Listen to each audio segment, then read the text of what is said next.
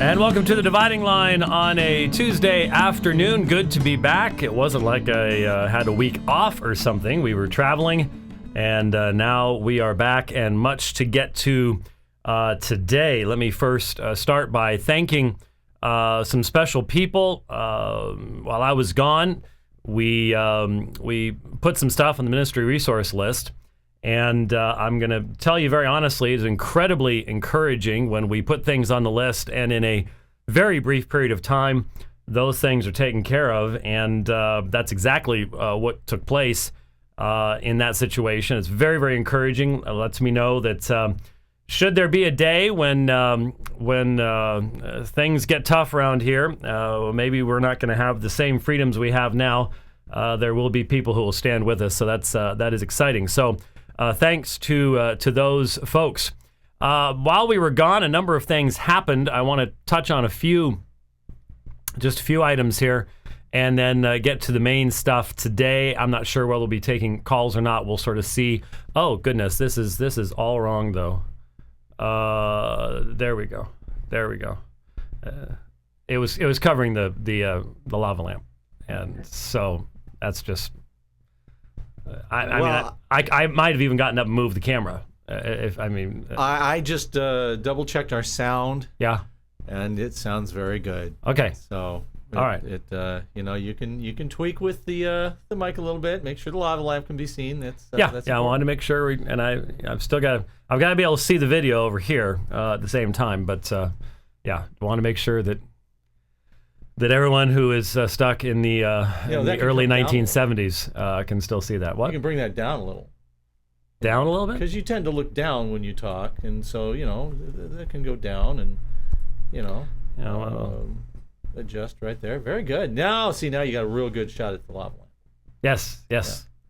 And that actually looks like the lava lamp now. Yes. It didn't really look like the lava lamp before. Yeah. So that's. And the Borg regeneration cube light is looking good. Yeah. Looking good. It's regenerating. Yep, it's doing its thing. Yeah, good, great, wonderful. Well, I'm so pleased. We obviously have really important stuff to get to today. Really do, actually. One of the articles that I had saved, I use this program called Pocket to, I see stuff in my RSS feeds and I throw it into Pocket. The monitor is pretty clear, isn't it? You can see I could actually, there you go. There's Kerrigan Skelly right there. And I suppose I should, bring accordance up so it looks a little bit more, biblical or something there. There's accordance that makes it look a little bit more, yeah. Now, there's Kerrigan Skelly. We may get a chance to listen to parts of a conversation with a Calvinist, open-air preaching MTSU, and just catch a few of the further errors of Kerrigan Skelly, who, so far as I can tell, hasn't said a word in response to the rather in-depth refutation that's been offered of a couple of his positions. But be that as it may, one of the articles that I saved to Pocket is, of course, about the story about Eugene Robinson and the dissolution of what was called a marriage between Eugene Robinson and another man. And I was thinking about addressing this, and I realized that to do so meaningfully, is that a screaming baby on your desktop?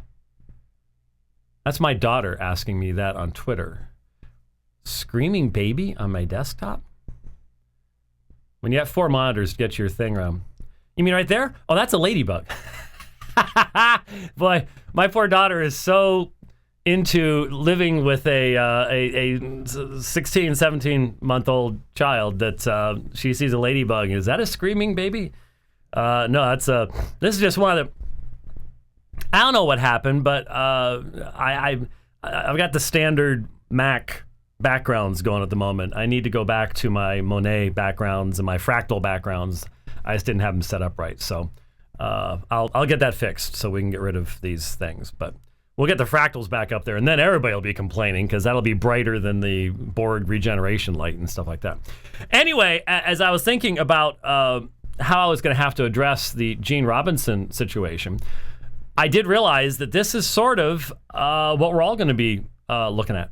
We're all going to be having to make a decision as to how we're going to be dealing with people in our society that demand that we respect, not just you respect, that you accept legally, but that you respect the viewpoints of the society in regards to the redefinition of marriage.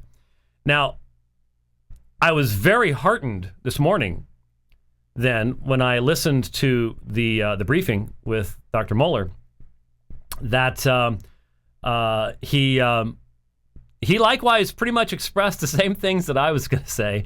But as always, Dr. Moeller is always nicer than I am, I guess. I'm not sure. Maybe it's the athlete stuff. Maybe it's because when I ride a bike, I see another guy up the road and this thing kicks in. And every cyclist I know will tell you that this is the case. Once you see a guy in front of you, you can already be on the rivets. You can be working as hard as you can. If you see another guy in front of you, you will kill yourself to catch him. And then as you go by him, when you're 5 yards behind him, you're going, but then when you go by him, it's like, hey, nice day for a ride. Then you get 5 yards ahead of him. Maybe that's why I'm not as nice as Dr. Moeller, because that's the one thing Dr. Moeller and I do not share together is a passion for extreme aerobic sports and stuff like that. So maybe that's what it is. I don't know, but he was pretty straightforward in what he had to say about this. Because look, let me get my mouse back. I need to make my mouse bigger, the cursor bigger. Here's the third paragraph of this is Eugene Robinson's own article. As my marriage to Mark ends, I believe him to be one of the kindest, most generous, and loyal human beings on earth. There is no way I could ever repay the debt I owe him for his standing by me through the challenges of the last decade. I will be forever grateful to him. And as I tell couples in premarital counseling, marriage is forever, and your relationship will endure, whether positively or negatively, even if the marriage formally ends. There are just so many problems here. Just so many disconnects that it's hard to even know where to begin. The fact is, while this particular relationship, whatever the world wants to call it, is quote unquote ending on a legal basis, there was never a marriage here. So I do not mourn the loss of a non-marriage. There was two men, and if you don't have a husband and a wife, you don't have a marriage. That's all there is to it. And so you had two men in an illicit relationship, and evidently they're going to stop the illicit relationship, which would actually be a positive thing, wouldn't it? Now, we mourn divorce because we recognize that it is a tearing asunder of something that, according to Jesus, God put together. So it's sin, and it damages the people that go through it. And everybody knows that. Everybody who's gone through it knows that. Everybody who's observed it knows that. And there is that joining together. What God has glued together, let no man try to tear apart. God never joined Gene Robinson, another man. There is nothing that anyone could ever produce out of text of Scripture that would suggest that that's something God wanted to do. In fact, one of the things I did since we were last together is I worked through a new book that I think probably is the book we're going to have to use as the basis for doing the series on homosexuality eventually, because Matthew Vines was just basically repeating the arguments anyways. So there's really nothing new there. And I refer specifically to the Bible, Gender, and Sexuality by Brownson. That's the new Boswell. You know, Boswell's old, dated and now Brownson is the one that people are referring to. And so I got through that on Saturday on a single ride, actually. Not the wisest thing I've ever done. First day here in Phoenix, over 100 degrees, and I was riding 109 miles. But I got through it, and as I was listening to it, was utterly amazed at what it was saying.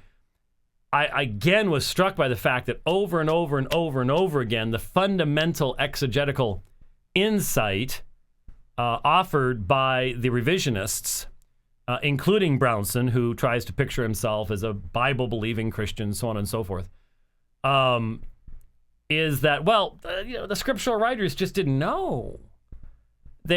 Paul just didn't know about, and then they always have the same line: committed, monogamous, homosexual relationships. Well, first of all, the fact of the matter is that's an extremely small minority of male, especially, homosexual relationships. The vast majority of the studies have indicated that male homosexuals are considerably more promiscuous than male heterosexuals by any stretch of the imagination. And so you're talking about you're talking 3% of the population that would self-identify as homosexuals, and so you're talking about maybe at best 5% of that. So what's that, 0.15?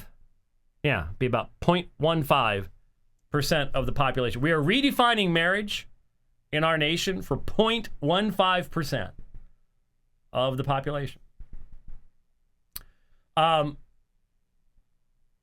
Obviously, the biblical writers don't make reference to individuals who are seeking committed, monogamous, sanctified homosexual relationships. There's a reason for that. But the effect of constantly reading that in and saying, well, we can't really, this isn't what the Bible's addressing because, we know things today that they didn't know back then, fundamentally undercuts our confidence in the Scripture's ability to address anything in the modern day where we say, well, they just didn't know back then. We know better now.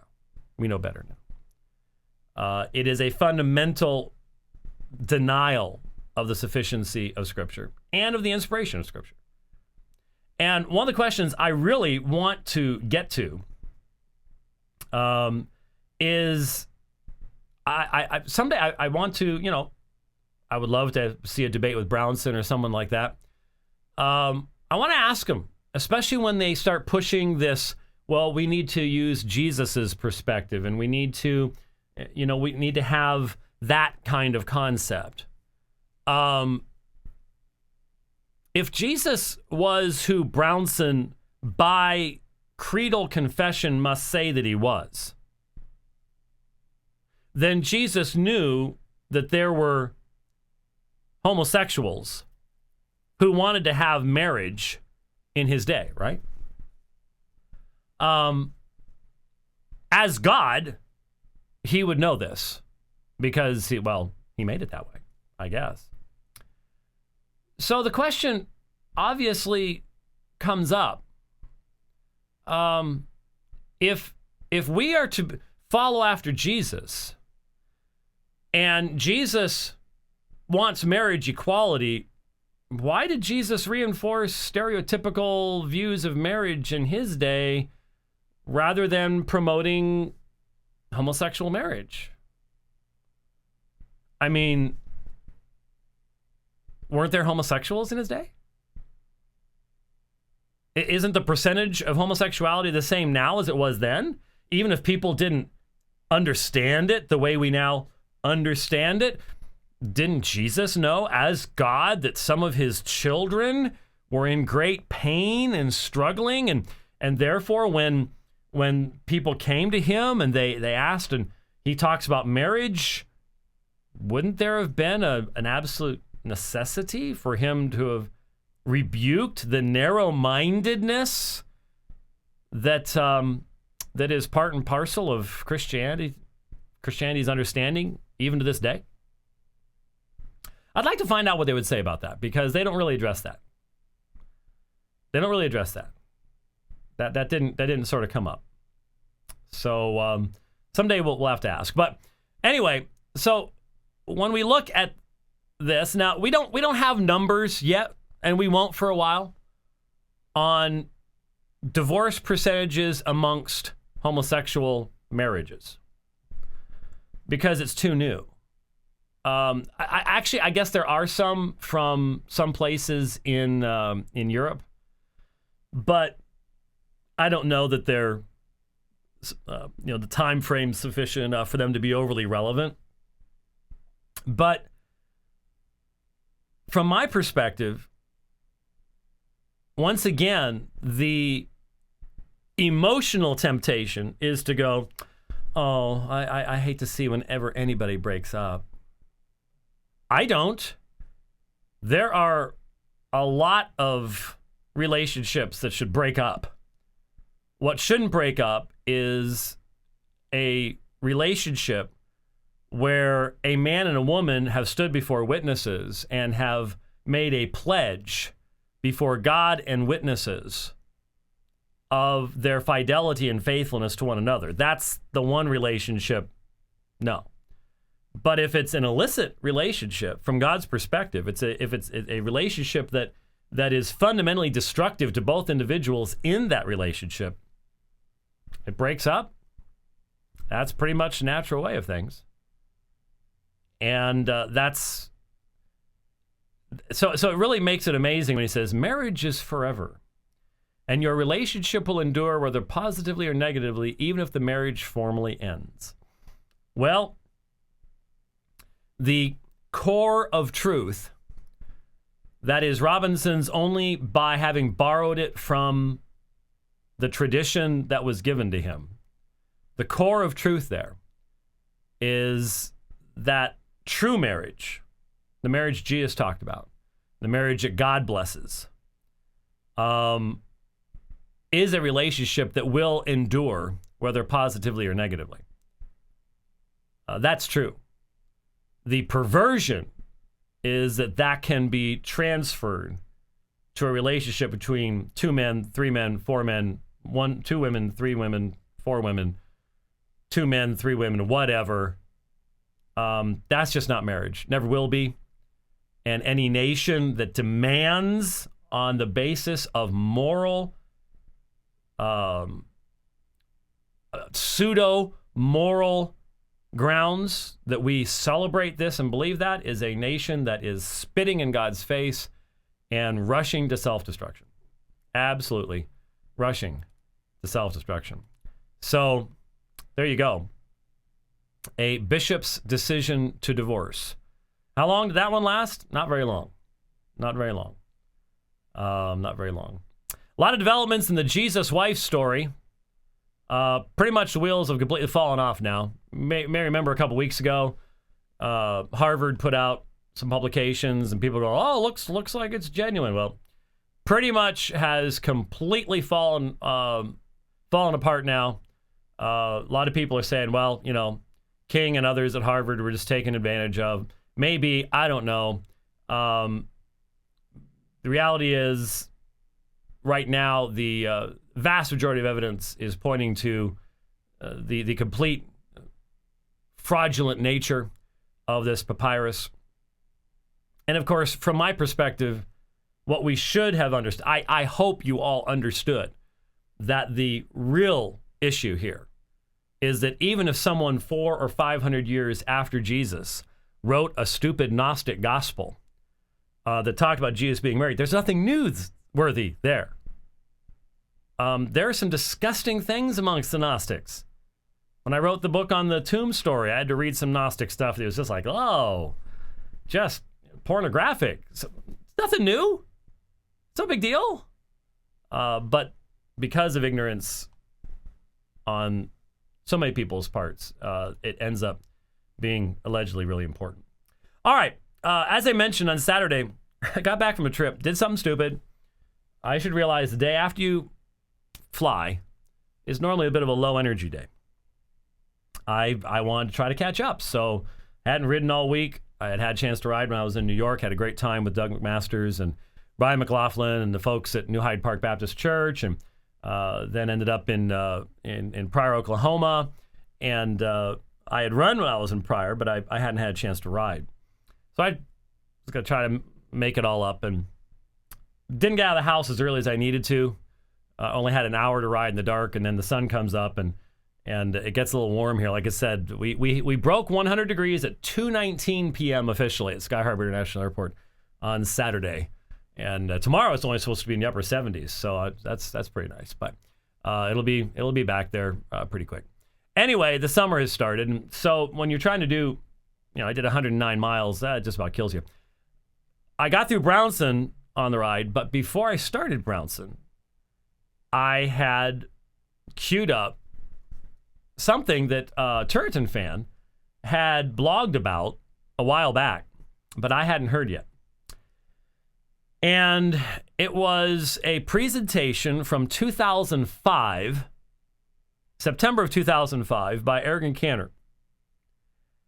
Now, part of what's interesting to me is that I, at this point, knew Ergun Caner. In fact, the way back, right before we were starting, had a program from 2006, I think May of 2006 or something like that was playing.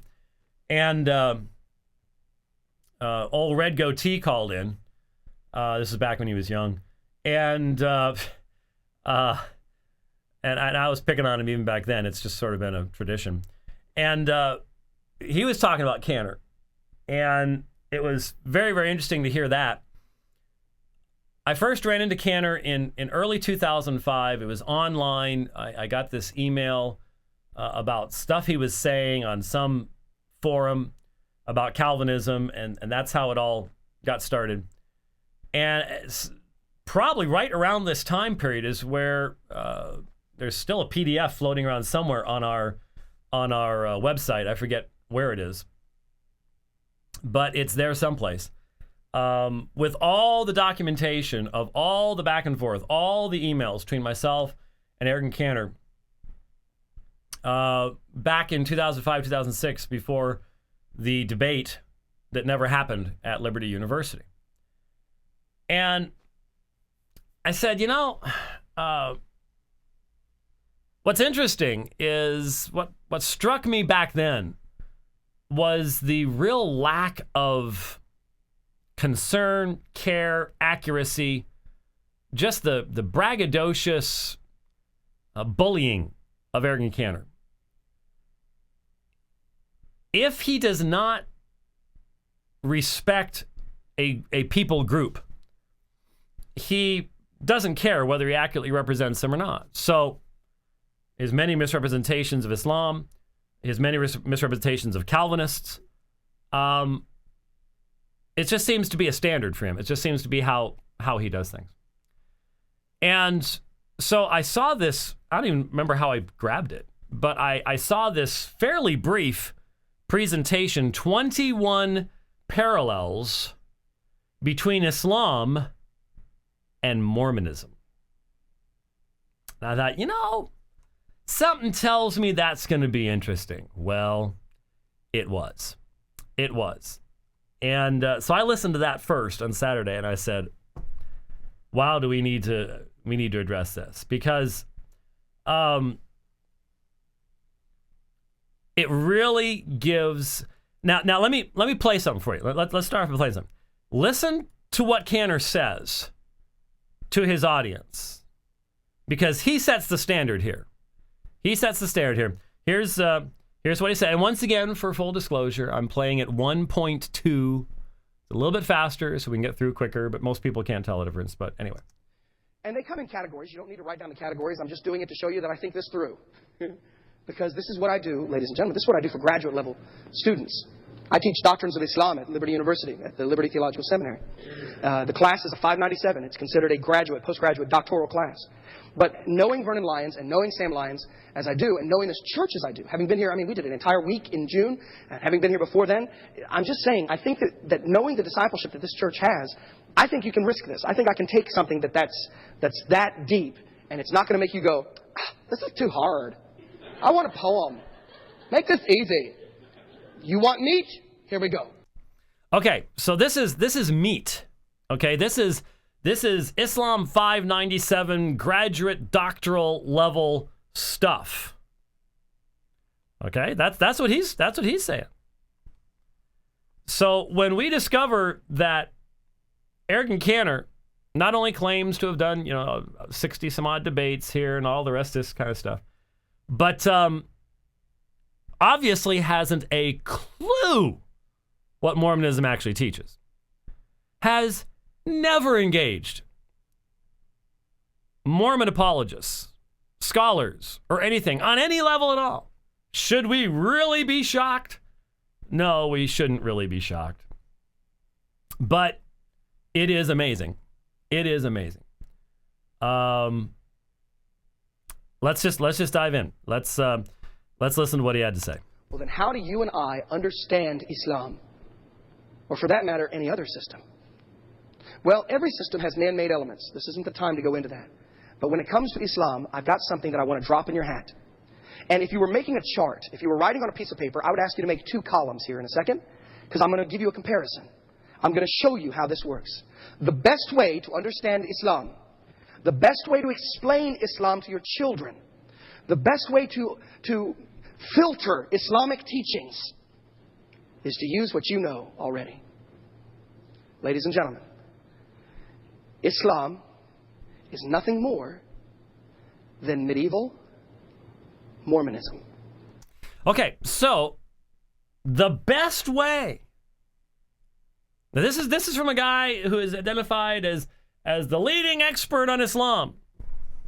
The best way to explain Islam to people is that it's medieval Mormonism. Now, don't get me wrong, folks. There have been some actually scholarly, well thought through articles that draw some interesting parallels between the life of Muhammad and the life of Joseph Smith. However, there are severe limitations to the value of these parallels. They're very limited. Very limited. And I can assure you that the best way to explain Islam to someone is not to parallel it with medieval Mormonism. And what we're about to hear is just beyond ridiculous in its foolishness and its utter ignorance from a man who claims to be, well, a scholar of apologetics. In fact, ironically, somebody on Twitter wasn't even sending it to me, but posted a picture of Encyclopedia of Apologetics, Ed Hinson, Ergun Caner. Wow, that must be great with the things we're going to hear from Ergun Caner. So let's listen to some of the things that Ergun Caner. And by the way, I say this as a person who has explained Islam to many audiences, far more than Ergun Caner ever has, and with far more accuracy than Ergun Caner ever has. So, all right, let's listen to him. Central proof, central truth. Everything that Joseph Smith did in the 19th century, Muhammad did in the 6th and the 7th. Everything Joseph Smith did. I need a little more volume on that. Everything that Joseph Smith did, Muhammad did. Not really. What were the parallels of Muhammad's life to the many banking scandals involved with Joseph? How about the seer stone? Let's see what the seer stone was about, and just so many things. I mean, if you don't know anything about Joseph Smith's life, then maybe you could come up with something like this. But no, that's just simply not a. Now this next, I'm gonna have to take little. I'm gonna play 3 snippets. And I'm gonna go back because the errors come too fast. Of course not. A Mormon denies that Jesus is God. A Mormon denies that Jesus is the Son of God. A Mormon denies the personalness or the intimacy of the Father. Okay, did you catch that? Let's start with the first one. Of course not. A Mormon denies that Jesus is God. Really? Did you ever talk to a Mormon? Ever read the Book of Mormon? I read the Doctrine and Covenants, Poor Great Price, Teachings to Prophet Joseph Smith, Marvelous Work and Wonder, Articles of Faith by James Talmage, any of those books, Dr. Super Apologist Caner. No, Mormons do not deny that Jesus is God. They obviously have a complete redefinition of who God is, but they do believe in the deity of Christ. They do believe in the deity of Christ. No question about that. Completely redefined, because there are many deities. But they believe Jesus is Jehovah. He's the son of Elohim. Hello? Does Caner know that? Not in 2005. Has he figured this out since then? Doubtful. He doesn't seem to be concerned about the accuracy of what he's saying to people. Okay, so he says they deny the deity of Christ. Next phrase was, A Mormon denies that Jesus is the Son of God. well, can you imagine what a Mormon would think listening to this? Because as I have truthfully explained to many audiences, Mormons believe that Jesus is the Son of God far more literally than we do, because we recognize that relationship of sonship should not be defined in a human context. And they define it in a human context because they believe that Jesus is the literal, spiritual, and physical offspring of Elohim, who is an exalted man who has a body of flesh and bones. So they talk about Jesus as the Son of God constantly. They emphasize he's the Son of God constantly. But of course, so are you and I. We're all sons and daughters of Elohim, just not in the flesh. Jesus is the only begotten in the flesh. Now, I have an entire chapter on that phrase, in the flesh, the teaching of Mormonism on that subject, in Is the Mormon My Brother? But I think it's pretty obvious that Ergun Caner doesn't access information like that. And so he says they deny the deity of Christ. They go, no, we don't. They say they deny Jesus, the Son of God. And they go, no, we don't. So can you imagine a Mormon missionary, some knowledgeable Mormon, listening to this presentation going, this guy is a graduate level teacher at Liberty? Really? I guess it's even worse now. They'd go, oh, and then he went to Arlington, and now he's president of Bruton Parker. Ah, I see. Good. Wonderful. Great. A Mormon denies the personalness or the intimacy of the Father. Really? No, they don't. In fact, they believe that God's exalted man from another planet, and that he personally appeared to Joseph Smith. I didn't even get the feeling in this presentation that Caner even knows about the first vision stories, plural, evolving story over time, as most folks who know Mormonism know. But there, in a matter of a few seconds, in fact, let's see, 10 seconds. 3 major foundational flaws in Caner's understanding of Mormonism, just right there. And we're not talking, this isn't in-depth stuff, okay? This is stuff you can be talking with the missionary on the sidewalk with and get it straight. But he doesn't get it straight because his whole purpose is to entertain, not to actually teach. And you know how you can get away with that? Because he knows he's never going to be engaging a Mormon in any meaningful encounter. Now, he'll claim later on to do these debates and all the rest of that stuff, but we know he didn't do that. So when you know you've just got this audience in front of you, that's why he thinks he can get away with it. Now, I still can't even begin to conceive that, because if I were in front of an audience like that, the thought would cross my mind, I wonder if there's an ex-Mormon in here. I wonder if there's someone who really understands Mormonism. Will they catch all the silly things I say? He doesn't seem to care. Doesn't seem to care. It's amazing. It's amazing. We press on. You've heard me say, I said it the first time I ever came here. Now it's 60 debates. I just had 2 more debates, but in 60 some odd debates, I have never met one Muslim, not one, who has ever said, not one, who has ever said that the Allah of the Quran the 99 names of terror and glory,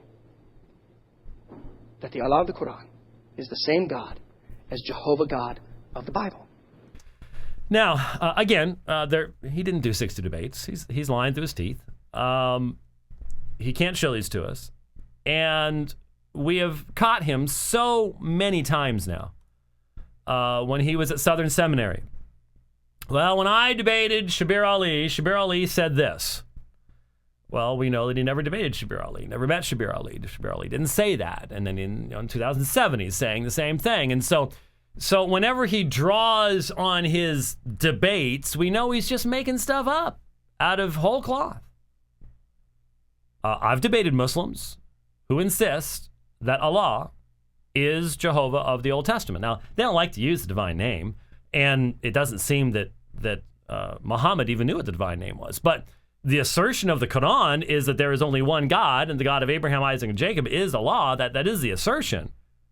Now, a good-thinking Muslim is going to say, well, as far as what you Christians believe, the Trinity, things like that, no, that's not. But he's just making this stuff up, just pulling it out of the air. And people are sitting there going, wow, this is great. You see, the Quran teaches Allah does not beget nor is begotten. Do not say Trinity, the Quran says. Cease from saying this. Well, again, I only marked that one very briefly because it would be nice if Caner would be accurate in communicating to people that the Quran does not ever use the word Trinity. It says, say not three. I don't think I have ever heard him actually make that appropriate and important distinction. Maybe because he doesn't know that, and because, maybe the distinction isn't really clear in the Swedish version of the Quran, which would be the only foreign language translation of the Quran he would have access to.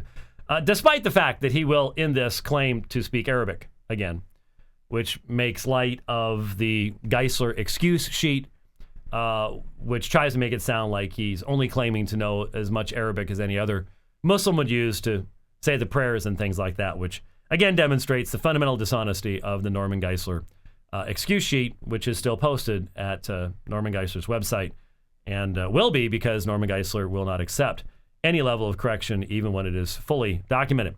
But we continue on. But what I want to do in our time together is point out over 20 absolute similarities between Mormonism and Islam. Absolute similarities. Now, those two terms really don't go together real well. Similarity and, I mean, if it's absolute, it would be identity. So we'll just skip past that. But absolute similarities. Okay, all right.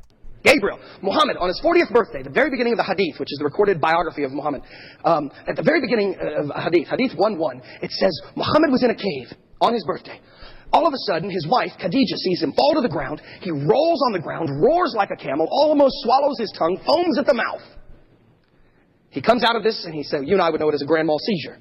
But he said, he came out of this, and Muhammad said to his wife, Khadijah, he said, I don't know if this was demonic or divine. I don't know if this was from God or from devil, shaitan.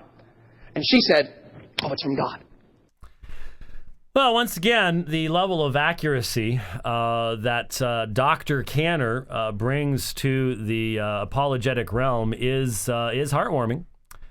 We don't know what Hadith 1:1 actually says, because no one can find Hadith 1:1.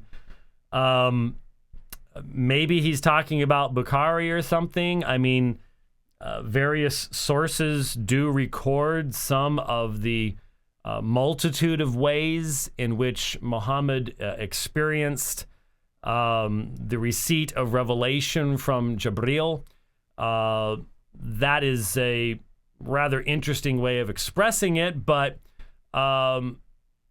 we continue to ask where Hadith 2425 is, and we know we're never going to get an answer, because it's the question is the answer. There is no Hadith 1:1. It's like saying in the Bible 1:1. I mean, it's shocking that, and this is right after, this is within a minute or so of his talking, maybe 2 minutes of his talking about his teaching this on the graduate doctoral level. So within a matter of moments, he's then demonstrating that his familiarity with the original sources of Islam, specifically the Hadith collections, Bukhari, Muslim, primarily, those are the two that he makes reference to.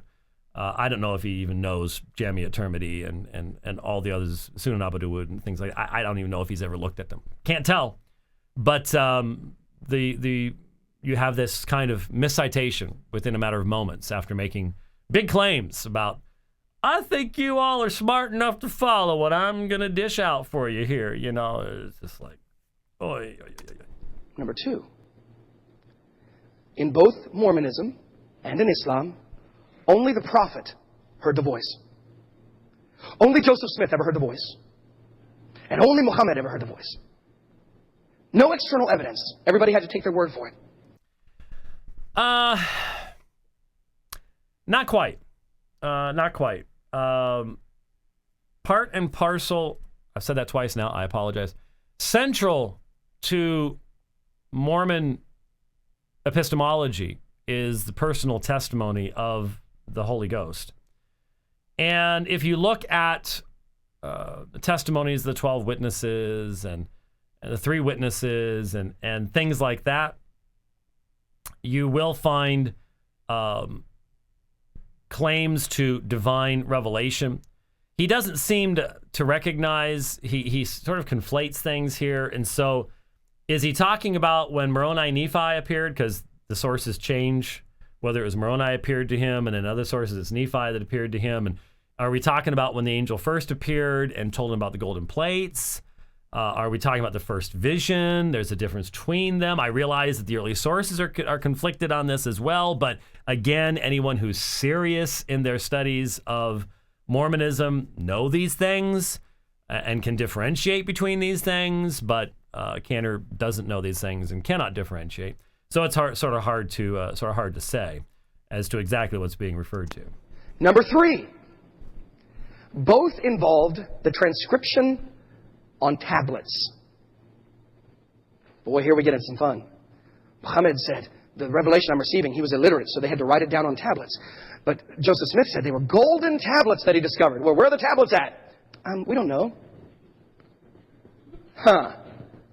Well, if your entire system hinges on those tablets, don't you reckon it'd be nice to have them? Huh. Huh. Huh. A couple of problems here. The tablet concept within Islam is that there is a heavenly tablet that contains the Quran, and the revelation of the Quran sent down to Jibril on Laylat al-Qadr, on the night of power, is a divine transcription, shall we say, of the heavenly tablet. And it's not written down on tablets. It's not written down on tablets. It's written down on some other things, but in many ways it's just orally passed on. So you don't have that on the Islamic side. And then on the Muslim side, the Mormons say that the angel took the tablets back to heaven. Now, I've often pointed out that is rather convenient. And given what we have discovered in regards to the Book of Abraham, probably really good for Joseph Smith that any tablets disappeared, because obviously if you can't translate a few scraps of Egyptian papyrus accurately, which Joseph Smith could not in the Book of Abraham, then you certainly couldn't get 531 pages of the Book of Mormon right either. So there is something rather convenient there, no two ways about it, but the parallel just doesn't really exist. No, Justin, I'm not taking phone calls. And 2 people, Will Hoffman has told me, says, I think Steve Anderson did the same sermon. Yeah, you know what? I did see, now that I think about it, I did see this YouTube. I saw at least a portion of this YouTube thing where Anderson was trying to draw the same parallels, and it was just as badly done. But what can I say? Anyway, so we press on here. Let's see, where is the next pretty color? There it is. Because, ladies and gentlemen, both in Mormonism and in Islam, the God that they invented does not speak to men. That one. Yeah, I was actually thinking on the bike. I was thinking I'm gonna watch through the window when he says this for Rich, and because I think we need to send a couple of Mormon missionaries. Some Mormon missionaries down to Bruton Parker. Video player to Bruton Parker. Yep. No, we better not, because they might convert the whole place, because they can make mincemeat out of this guy. Wow. Some of you don't realize, I started teaching on Mormonism back when I had a full head of hair, and had yet to graduate from Grand Canyon College. And then after teaching that class, I don't know how many times, then Mike took over for me. And then you took over for Mike, right? Right. And so that was 1980... 88, 89. So by the time you started doing it. 90, yeah. Because I left there in 89. So had to have been a little bit before that. Because didn't you team teach with Rich? No, I thought you left at the very end of 89, 90. I left slightly before you did. No, because Summer was born in January 89, and she was only in the nursery once or twice. We joined PRBC in June of 89. So, anyway, we're talking. We tag team for a little while. Yeah, we're talking ancient history I got here. Trained. Yeah, we're talking ancient history. Yeah. And when I heard him saying, the Mormon God does not speak to men, I'm just like, really? Wow, I guess he really doesn't know the first vision. Maybe we should put things in apologetic terminology that he can understand. Son, I may have been born at night, but it wasn't last night. Like again, the simplest Mormon missionary could take the president of Bruton Parker College absolutely apart and just say, sir, you have no idea what you're babbling about. And because he doesn't. So, just once again. Ladies and gentlemen, both in Mormonism and in Islam, the God that they invented does not speak to men. The God that they invented does not speak to men. Now, folks, put yourself in the position of an honest Mormon listening to this. Because at the end, I'm going to play for you a section where Caner's going to give you a fairly decent summary of Christian belief. And that's what makes this so reprehensible, is that when you join all this foolishness, this error, these mistakes with the truth, what does it do to the truth? How many times when we were in Salt Lake City or out in Mesa, you go to hand somebody a tract and I've heard it all before. I've heard it all before. I know what you guys say about us, and it's not true, and I don't want to hear anything more. And you listen to this, and you go, oh, yeah, okay. Now I know why. Now I know why. Oh, yeah. Exactly. I know. Plugs right in. I have to keep that in mind when I'm down in South Africa, and I talk to Muslims, and they look at me like I landed from another planet because the Christians they've been talking to have so misrepresented the faith. And now here you've got this. All right. I didn't think it would take this long, but there's still more. There's lots more to get to. Allah would never dare. The Quran is explicit. Allah does not speak to men. Allah is transcendent. He is opposite. He is removed. He is different. Allah is judge. Allah has the lightning bolt in his hand, but Allah does not touch man. And yet in Mormonism, the alleged parallel here is what? God is a man. The biggest difference between Islam and Mormonism is right here. You have hyper-transcendence in Islam, and you have no real God, but you have an exalted man in Mormonism. And Ergun Caner doesn't seem to understand that, or chose to ignore that. Whatever it might be. I don't know. How dare man think? Guys, I put it this way in the most simple of terms. When Muslim prays, do you know what we do? We face Mecca 5 times a day at prescribed moments, and we repeat the first chapter of the Quran over and over. Really? That's what the Muslim prayers are?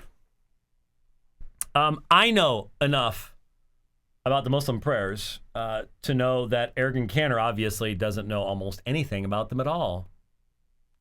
Is Surat al-Fatiha repeated in the Muslim prayers? It is. Is that all you do? No. Maybe this explains why Ergun Caner doesn't seem to know how many verses there are in Surat al-Fatiha. He keeps saying 6, it's 7. But here's the guy who claims 5 times a day who's doing this, and why can't you accurately represent what Islamic prayer is about? Don't you know what the niyyah is, Dr. Caner? The intention that you can express prior to, during, and after the Islamic prayers in Arabic. You can express the niyyah in your own language. You can pray to God in your own language. I know that. Maybe because I would show my seminary classes actually Islamically produced videos on prayer. Videos meant for other Muslims.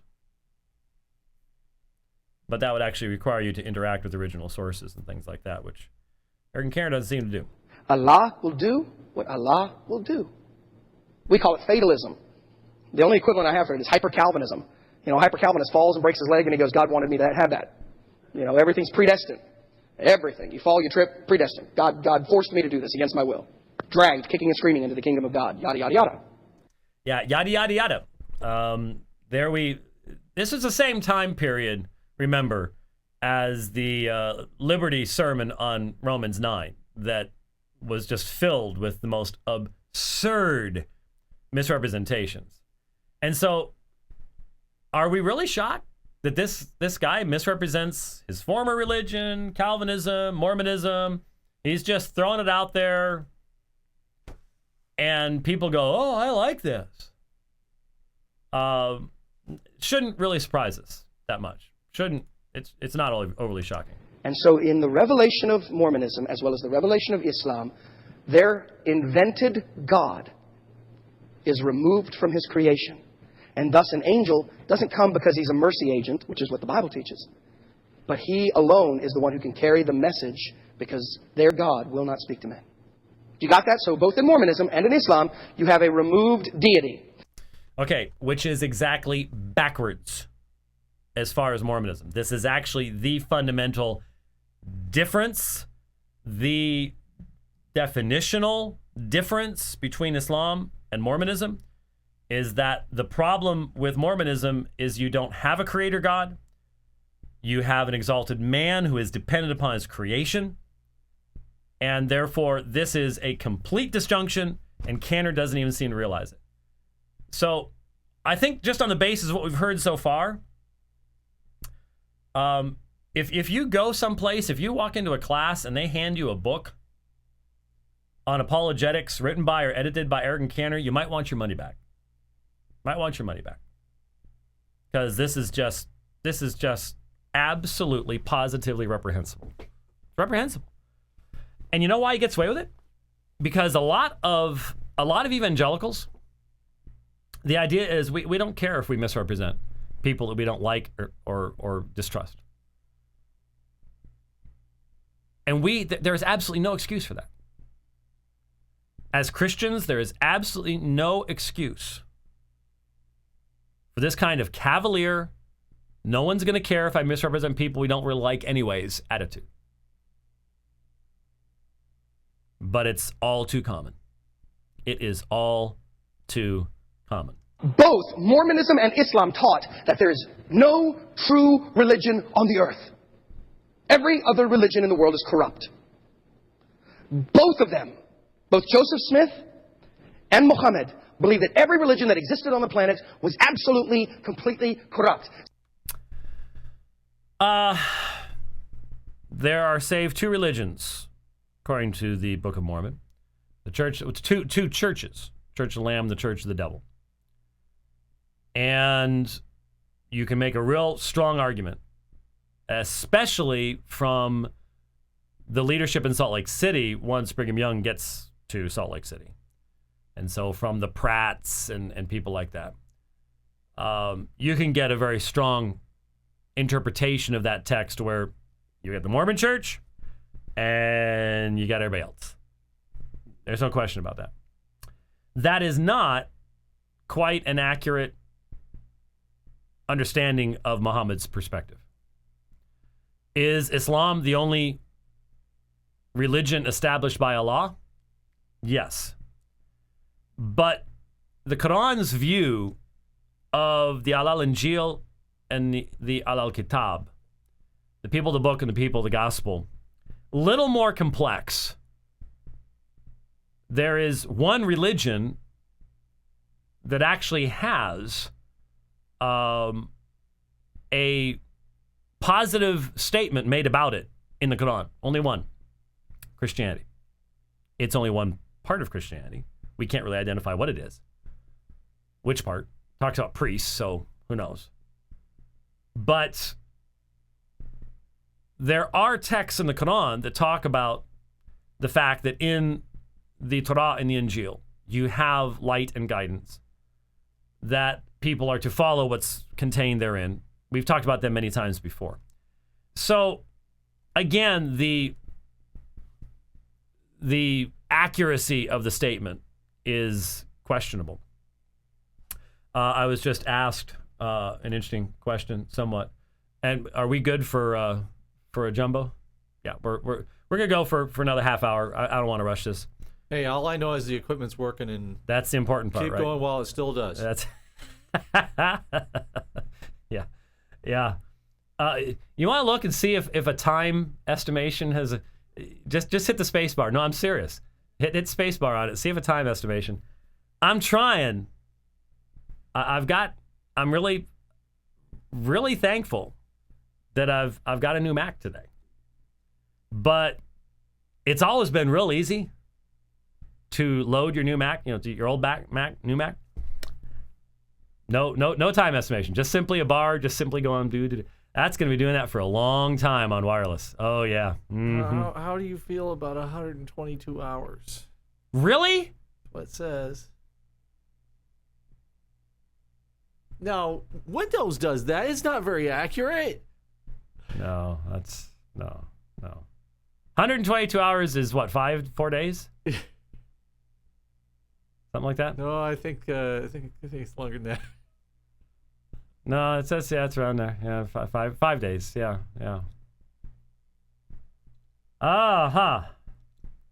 I think I need to go back by the Apple Store. Yeah. And buy that patch cord that does the Fire to Thunderbolt. Yeah, take the one you already bought for no good reason back. I think you've got it. Even though the fellow on the phone didn't object. No, it's fine. Yeah. I think we're all fine here now. How are you? Yeah. May the 4th be with you. May the 4th be with you.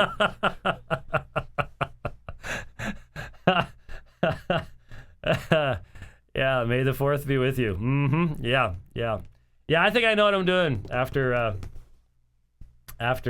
we get done here. I think I still got the box somewhere. We're gonna take that back. Anyway, yeah, 122 hours, huh? Don't think so. No, me don't think so. Would you consider Mormons semi-Pelagians? No, I would not. Because semi-Pelagianism is a title that only has relevance within monotheism.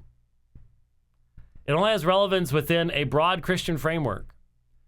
And as I've said many times, and I can defend this, Islam is considerably closer to Christianity than Mormonism ever could be. So you can talk about the Mormon view of grace. You can talk about things like that. But no, that doesn't work. You should get the cable adapter to Ethernet. We tried that. We thought we had that. But that didn't work either. I'll have to ask them. Maybe they have a Ethernet to Thunderbolt, and then I could just use the the backup drive to do that. That's a possibility. Why don't while I finish up here, you find out about that, please, possibly. So you need me to call Apple? Yeah. And okay. And ask about what. Tell them what's going on, and that we don't have 122 hours. Yes. To load that computer. And they have a telephone number in the U.S., right? Actually, they do. I would call the Biltmore store, actually, if I were you. Yes. Anyway, what was it? What were we talking about here? I don't know. I got distracted there by the 122-hour estimation that is really depressing me now. What are we talking about? Oh, yeah. Okay, here. Let's just keep going here. I was in San Diego, August the 21st. I was in San Diego, David Jeremiah's church at Shadow Mountain. And at Shadow Mountain, one of my best friends, Charles Billingsley, has become their worship guy. And Charles, for some reason, was being stupid. He announced on television, former Muslim coming. Well, if a former Muslim's coming, present Muslims are going to show up too, to yell at me. And so they showed up. And what did I hear? You know what? One of the things that really offends me about Ergun Caner, it's offended a lot of people. Some of you looked at the Marine videos, the very off-color language that he used there. You know, he was obviously trying to be very manly for the Marines. Oh, yeah. His, not only is, the racial stuff about towel heads and sand monkeys and all the rest of this kind of stuff that he used just all the time. But once you actually get to know Muslims, other than the hotheads that you might encounter in some contexts, it's really offensive the way he represents them. So the only Muslims that are going to show up at an Ergun Caner talk are just going to yell at Ergun Caner, right? I think of all of the positive, meaningful conversations I've had with Muslims even after debates. I think of the dinners I've had in some Muslim homes. I'm thinking one specifically in South Africa. And I just go, this kind of behavior and attitude is absolutely reprehensible. Why did this man get away with this for so long? Why did he get away with this for so long? That's what I really want to know. There has to have been people in audiences where Caner was speaking that caught this stuff and went, he can't speak Arabic. Why is he being so disrespectful?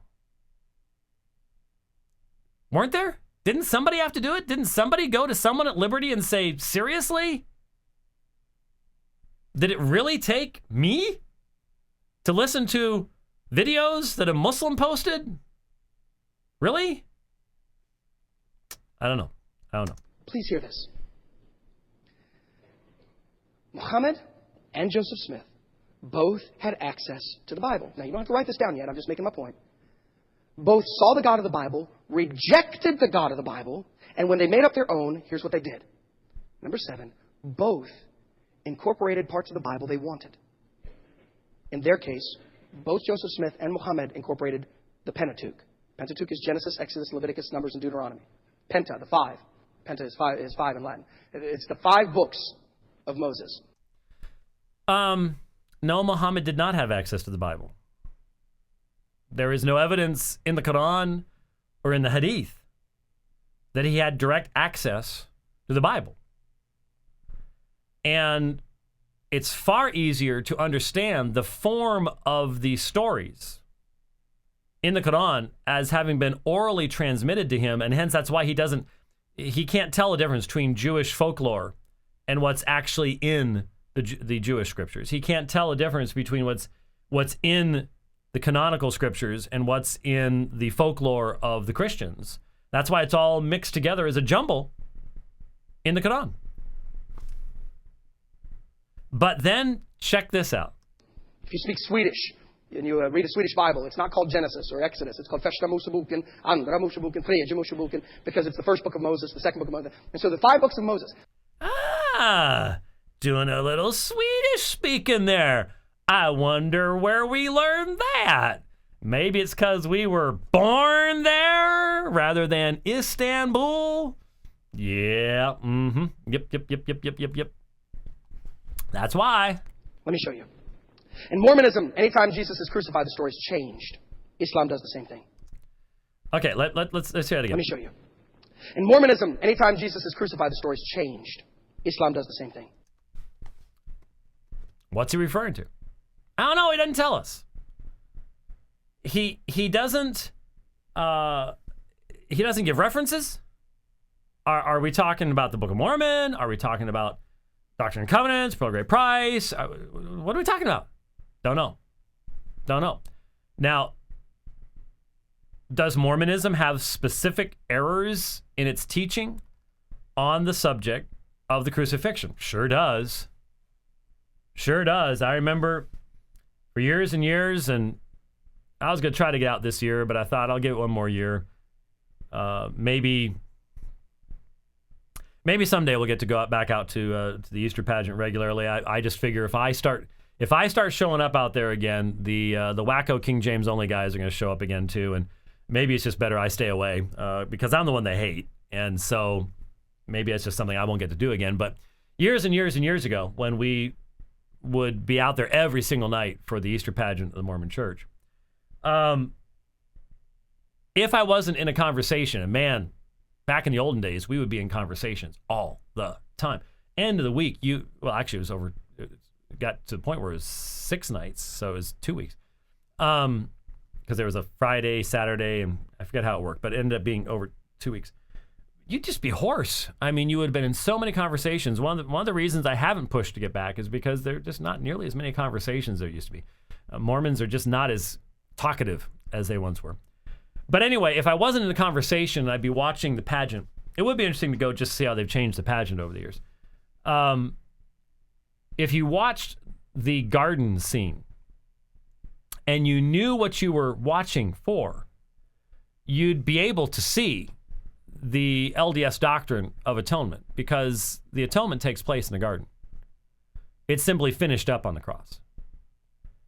And they sort of muted it, sort of hid it. They'd have the Mormon Tabernacle Choir singing Christian hymns beforehand and all that kind of stuff. But it was still there. If you knew Mormonism well enough. And so there is a fundamentally flawed, bad, horrible doctrine of atonement within Mormonism. There's no question about that. But changed the crucifixion in the same way that Surah 4:1-7 denies the crucifixion? No, I don't think so. When I take tours, I'm leading a tour to Israel in March of students. Okay, now we have played this. We've played the video of this when my Arabic tutor and I demonstrated the errors in Ergun Caner's claims to speak Arabic. This is not the same one. Notice this is another example where he's telling the same story, and it's this time though he doesn't give us any fake Arabic. Of students, March 12 through 20, I'm taking like 300 students to Israel, and I can't take all of them at once, but I take them. If you've ever gone down, it's a stairwell down to the rock where there's 2 Muslims sitting. Both are ulemas, scholars, and it's the rock. Both are ulemas. Has he figured out yet that the term is alim and that ulema is the plural? Has he figured that out yet? We've corrected him I don't know how many times, but anyway. Sitting, both are ulemas, scholars, and it's the rock, quote unquote, supposedly where the sacrifice took place. I tell them before we go in, we're going into the mosque, you have to take your shoes off. You have to take your shoes off whenever you walk into an Islamic mosque. And when you take your shoes off, we're going to go downstairs. I'm going to tell the story in Arabic just to make them mad. You crackers won't understand a word I'm saying, but I'm telling the story. And I will say, here is where Abraham sacrificed Isaac. And they lose their mind. But you see, That is exactly what Muhammad did. They lose their mind. Really? Really? Once again, stereotyping Muslims as mindless. Have I run into Muslims that if you contradict anything they believe, they lose their mind? Yes, I have. Have I run into King James only fundamentalist Baptists that if you contradict anything they believe, they lose their mind? Yes, I have. So, same thing, isn't it? Both sides have their odd people. But if they're truly ulema, that's a plural. Are there Muslim scholars that would hear him speaking in Arabic? Well, first of all, they wouldn't hear him speaking in Arabic because he can't speak Arabic. Please notice the contradiction once again to the dishonest Geisler excuse sheet. Is there anybody in this audience that has Norman Geisler's ear? He won't listen to me. Oh, no, I'm too young. He can't be corrected by me. But with love for Norm would say, Norm, you don't want these lies on your, you don't want them on your website, man. You need to do the right thing. Is there anybody got enough guts to stand up to Norm? Say that. A lot of us found out what it's like to stand up to Norm. He's not nice to people that disagree with him. No. Lots of folks know that. But somebody, if you actually care about the guy, you might want to say, Norm, need to take that down because just too much documentation about Ergun Caner. So you see, both use the same methods. Well, let's look at their ethics.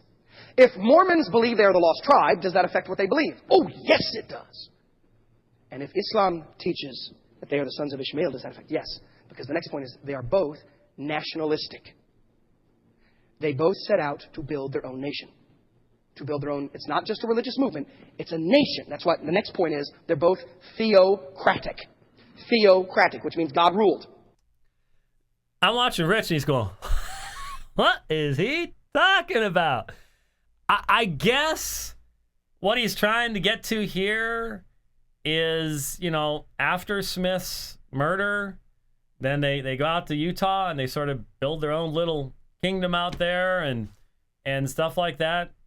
I guess you could certainly say Mormonism has been an American religion for the vast majority of its experience. That's certainly true. But this is really stretching things big time to try to make the connections that he's making at this big time. Of course, you know what their answer is. You cannot build one building that's dedicated to Christianity. Okay, now this is another common thing with Caner. Is he'll say, I'll be speaking and a Muslim will come up and he's lying, I want equal time. And he says, well, I'll tell you what, you can have the pulpit right after I get to speak in your mosque. You can't speak in the mosque. And of course, then he confuses Saudi Arabia with every Islamic country because there is a difference between Saudi Arabia and every Islamic country as far as the Pact of Umar goes and things like that. But here he's sort of told that part of the story, and then we'll pick up with this. Of course, you know what their answer is. You cannot build one building that's dedicated to Christianity. Not one. You can't paint an existing Christian church in an Islamic nation. You can't. You can't remodel. You can't add 1 square meter. It's called the Pact of Umar in Islam. It's called Salt Lake City in Mormonism. Hey, Rich. You ever seen a Christian church in Salt Lake City? Someone named ever know someone named Jason Wallace up there? Yep. Uh-huh. Like, what you talking about, Willis? What you talking about? Where does he get this stuff? It's so obvious. I think I heard Herbert W. Armstrong a few minutes ago. It's like, wait a minute, that's no, that's the other cult. Yeah, and this is the professor of global apologetics. I just keep thinking back to where like the associate pastor at the Hicksville Oneness Church tore him apart in the dialogue at Liberty and go, look, if that guy can do it, it says a little something about where this guy's coming from. Wow. No, there, believe it or not, folks, there are actually Christian churches in Salt Lake City. I've actually spoken at them. Yeah, it's amazing. So there really isn't a meaningful parallel between Mecca and Salt Lake City at that point. I told you were going to be amazed. Well, I mean, think about how many Baptist churches we've passed through southern Utah. I mean, you really want to get They're small ones. What's that? They're small ones. They're small, but they're there. Yeah. I mean, and those are the real strict fundamentalist types. Oh yeah. You know, some of those houses you drive by, they got 3 or 4 doors. You know? That's exactly right. The Learning Channel is trying to do a reality show, and every single one of them, too, believe me. Anyway, we press on. But in both systems, women have secondary status. We continue. I got to move quickly. Both have a secret compound for secret ceremonies. In Islam, it's called Mecca. In Mormonism, it's the Mormon Tabernacle, where the unbeliever is not allowed to go. It's called the Temple, Dr. Caner. Not the Tabernacle. The Tabernacle is the public meeting place, which is different than the temple, where you do have secret ceremonies. But if you're trying to parallel the Masonic ceremonies in the Mormon temple with what's done publicly in Mecca with the Hajj, wow. Major disconnection here. You know, I mean, seriously? I mean, honestly? Wow. Yeah, okay. Every now and again, I do a speech in a church, or I speak in a church, and the Muslim gets nuts. A Muslim there comes forward and screams to the pastor, "This is wrong. He is lying. He does not know Islam. I want equal time." And I tell them, here's what you say. Okay, here's what I was telling you before. I will be happy to give you my pulpit. I will be happy to give you my pulpit this coming Sunday. Because, ladies and gentlemen, let's be really honest. They want that. They want to stand in the pulpit and tell you that they believe in Isa, Jesus. September the 23rd, 2001. Largest church in Chicago. Found itself up the Willow Creek without a paddle when he allowed the imam to speak in his pulpit without anybody refuting him. The largest church in Chicago, one of the largest churches in America, allowed an imam to speak in their pulpit. So here's what you say, though. He comes, he says, "I want to speak. He's lying. I want equal time." You say, "Man, I would love to let you. This Sunday, I will let you do it the Sunday after I get to preach in the mosque." You can't. Not one of y'all can speak in a mosque. Because if you stand on the stone, we don't have pulpits, we have the stone. If you stand on the stone as a Christian and share the testimony of Christ, you've defiled the stone. They have to tear it all down. Because you're an unbeliever. They cannot do wudu on the stone, so they can't clean the stone. They have to tear down the mosque. You say, they say, "Well, we cannot do that." Well, then why should I give you my pulpit?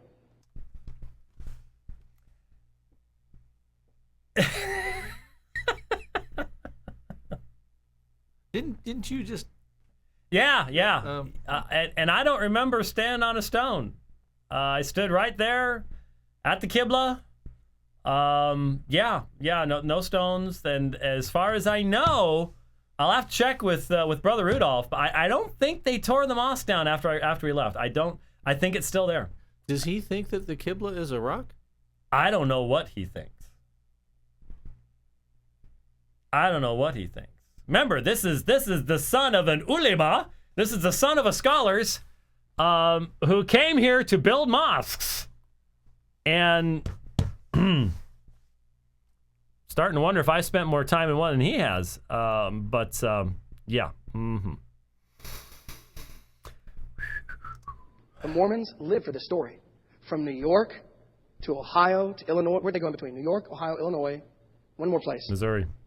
Oh, Missouri. Yeah. Missouri on their way to Salt Lake. Oh, we've been expelled for telling the truth. Missouri on their way to Salt Lake makes it sound like it was Joseph Smith's intention to go to Salt Lake. Trust me, he had no intention of going anywhere after Missouri. But they went to Salt Lake because Brigham Young took over. And the other followers of Joseph Smith stayed right there in Missouri, actually. But again, does he know that? Given what we've heard so far, yeah. Both, that's number 16. Number 17, both have been expelled. Now let's look at the final ones, their theology. both Islam and Mormonism don't like Israel. I was raised hating the Jew. I was raised being taught that the Jews drink the blood of our children. So Islam rejects Israel. Mormonism replaces it. We are the final tribe. So in their theology, both hate Israel. Next. So what's the connection between, okay, lost 10 tribes, I get Joseph Smith's part, patriarchal blessing, I doubt he knows anything about patriarchal blessings. I get that part.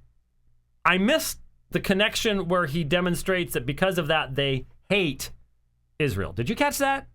I didn't skip anything. I didn't edit anything out there. I'm just lost going, how do you make that connection? But he did. Number 19. Both quote Jesus as saying he was a prophet. Wow, I had never thought about. They both quote Jesus saying he was a prophet.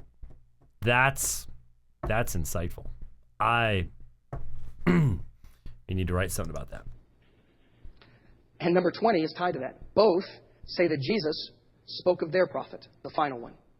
In Mormonism, Jesus says that I must go so that a comforter must come. And Mormons believe that was Joseph Smith and then later Brigham Young. In Islam, Surah 61 of the Quran says, when Jesus said, I must go so that a comforter, the word for comforter is messenger, and messenger is Mehmet in Turkish, Muhammad in Arabic. So both have Jesus as a prophet, not the best prophet, not even the final prophet, but the next to last prophet, speaking of their prophet. And finally... yeah, what's that? There was a lot in that one.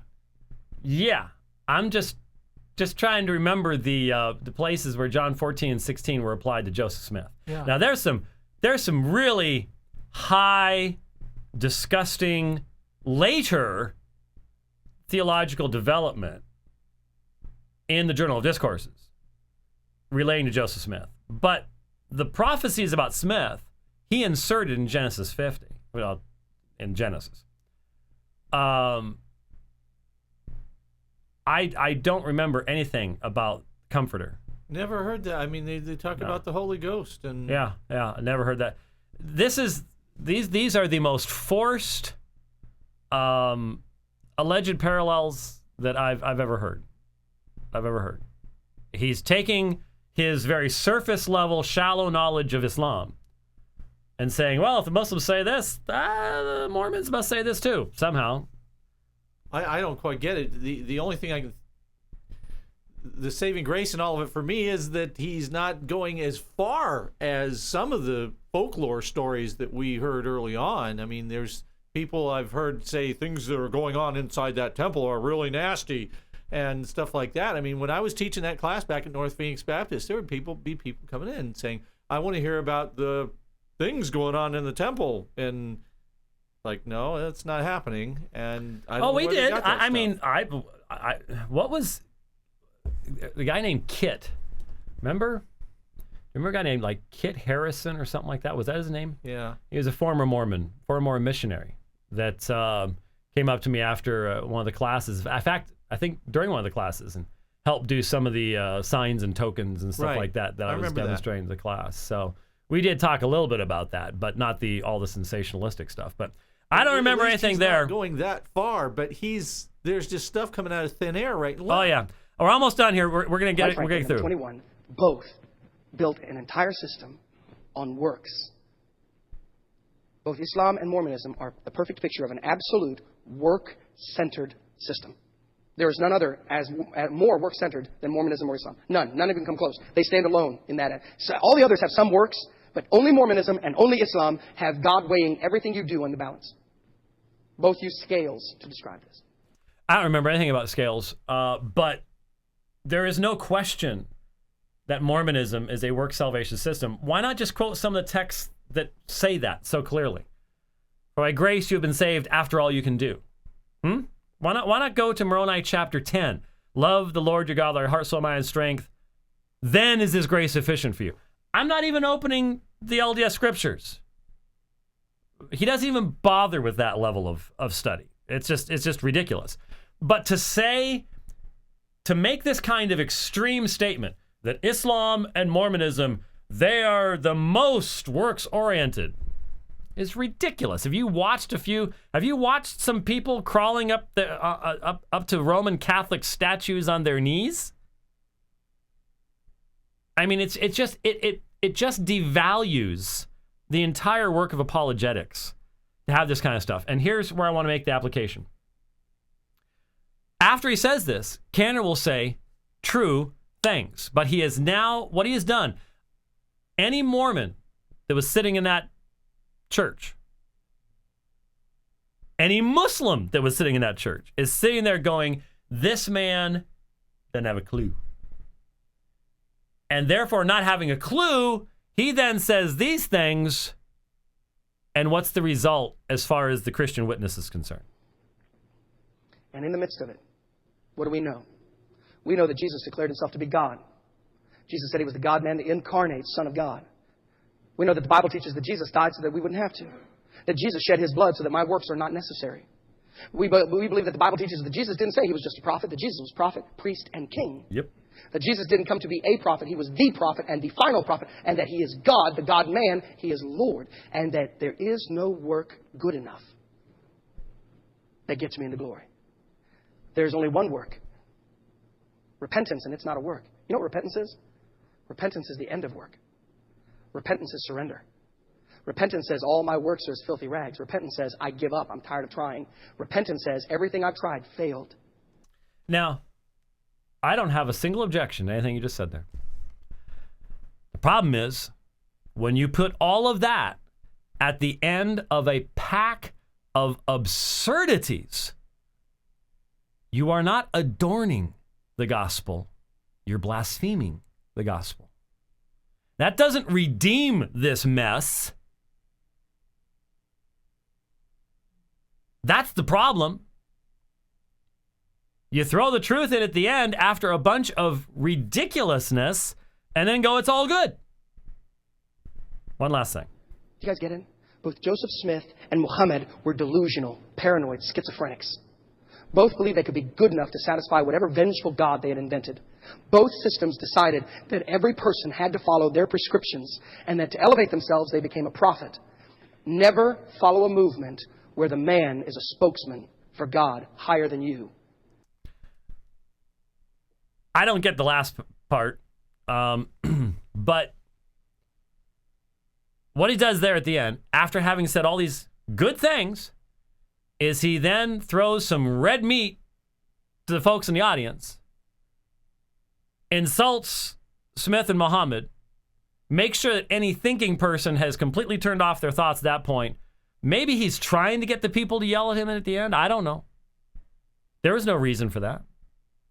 There was no reason for that kind of conclusion, especially given the horrific nature of what came before. 2005, Ergun Caner. Here's the question for y'all folks, and we're done with the program. Has he changed? Has he changed? When we look at his tweet explosions, is that the same man that gave us this example of apologetic, abject failure? I don't see any evidence that he's changed at all. I really don't. Next time, we need to get to William Lane Craig and his new Reasonable Faith podcast, responding to James Anderson and some criticisms. And I've also got a Kerrigan Skelly thing where he's talking with the Calvinists, and we'll try to get that too. And since this worked, I imagine, I don't know, maybe my Mac will still be loading come Thursday. Let's hope not. But we'll see you on Thursday afternoon. Lord willing, God bless.